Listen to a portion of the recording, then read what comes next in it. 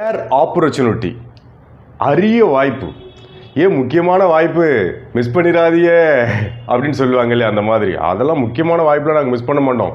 சின்ன வயசில் எங்கள் அப்பா அம்மா சொல்லி சொல்லி தானே வளர்த்துருக்காங்க, எந்த வாய்ப்பையும் மிஸ் பண்ணக்கூடாது, எல்லாத்தையும் கரெக்டாக யூஸ் பண்ணணும் அப்படின்னு. உதவி செய்ய வாய்ப்பு கிடைச்சா மிஸ் பண்ணிடாதீங்கன்னு சொல்லி வளர்த்துருக்காங்களா?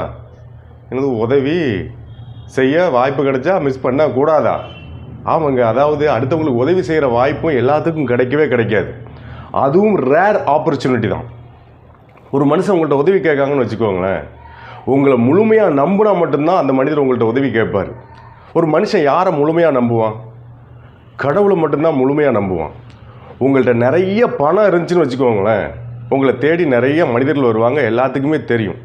அந்த தேடி வர்ற மனிதர்கள் கேட்குற உதவியை நீங்கள் செஞ்சீங்க அப்படின்னா, நீங்கள் தேடிக்கிட்டு இருக்கிற கடவுள் உங்களை தேடி வருவார். மீண்டும் சந்திப்போம்.